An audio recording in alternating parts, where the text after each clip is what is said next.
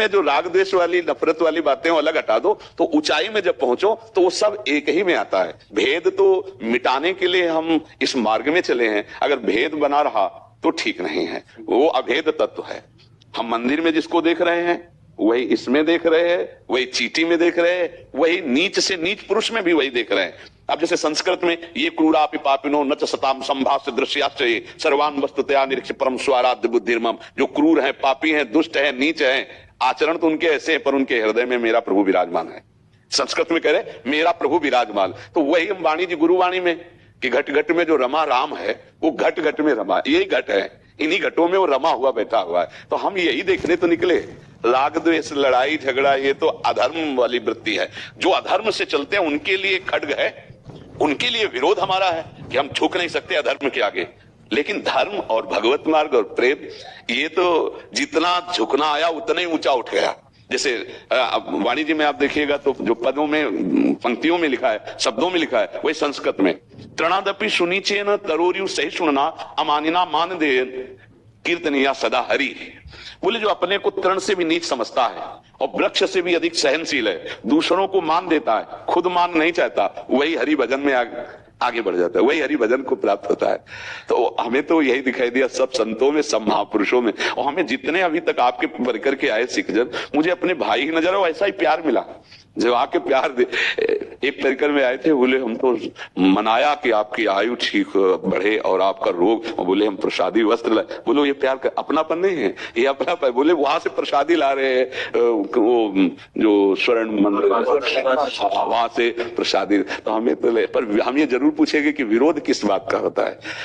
अगर देखो ये हमारा मस्तक बिका हुआ मस्तक है, अगर हम गुरु साहब या भगवत भाव रखते हैं तो सब में वही विराजमान है, ये बात हमें सिद्ध करनी है। अखंड मंडलाकारम, संस्कृत अखंड मंडलाकारम व्याप्तमेन चराचरम तत्पदम दर्शितमेन तस्मै श्री गुरुवे नमः। अखंड मंडल में, चर अचर में, जड़ चैतन्य में मेरे गुरुदेव विराजमान हैं, जिन्हें परमेश्वर कहते हैं। जब वही सर्वत्र है तो फिर हमारे अंदर की नकारात्मक सोच नष्ट हो जानी चाहिए। नकारात्मक सोच, अगर साधु महात्माओं में भी एक दूसरे के प्रति नकारात्मक, तो मुझे समझ में नहीं आता कि फिर साधना में कुछ गड़बड़ी हो रही या अपने इष्ट को हम समझ नहीं पा रहे। क्या अपने गुरु साहब इष्ट देव एक सीमा में है? एक देखना पड़ेगा, क्या वो असीम नहीं है? असीम होता है परमेश्वर, वो एक सीमा में नहीं होता। सीमा में समझने के लिए कहा गया है, वो असीम है। चाहे गुरु नानक साहब के वचन पढ़ लीजिए आप, चाहे जितने बड़े महापुरुषों के पढ़ लीजिए, वो एक भी बात कहते हैं कि नाम निरंतर चले, साधु संग साधु सेवा हो और सब में अपने प्रभु का दर्शन करे। ये हमने बातें पाई गुरुवाणी जी से।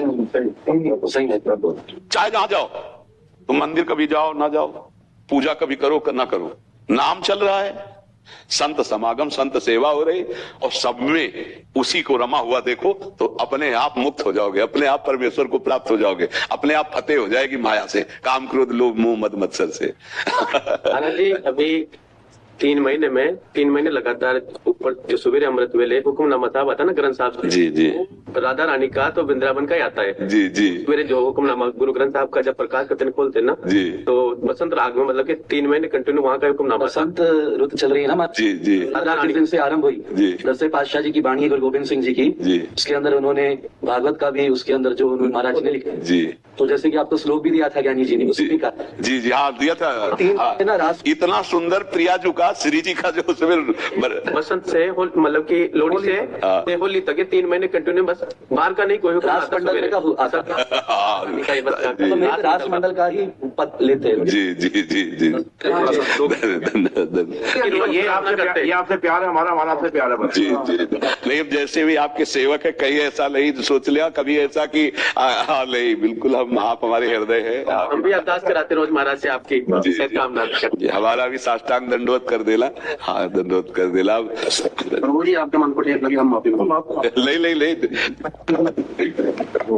नहीं, हमें ठेस का विषय नहीं। उस महापुरुष को अगर तनिक ही दुख हुआ तो इस बात का हमें दुख की वो बहुत सुलझे हुए बातें होती है। पानी से कहता है बहुत सुलझे हुए बात, ऐसे सरल सहज विनम्र और ऐसी स्थिति ये बहुत दुर्लभ होती है ना। ज्ञान को बोल लेना, ज्ञान की बातें कर लेना वो तो सरल है, लेकिन स्थिति, उनको जब देखा ना तो उनमें स्थिति थी। तो मुझे इस बात की चुभन हुई कि ऐसे स्थिति वाले महात्मा का विरोध नहीं होना चाहिए। कुछ गलत क्रिया हुई हो तो विरोध होना चाहिए, वो तो कृपा करने आए हैं, उनका विरोध नहीं है। जैसे आप आए ना तो आप यहाँ कुछ लेने थोड़ी आए, आपसे आपका प्यार है, आप कृपा कर ले। हर धर्म में एक दो आदमी ऐसे होते हैं महाराज, लेकिन सब आपको प्यार करते हैं। भगवान तो आपके साथ है।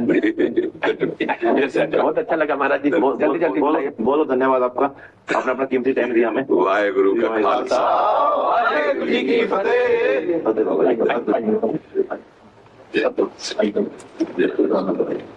बोले सोनिया श्री अकाल।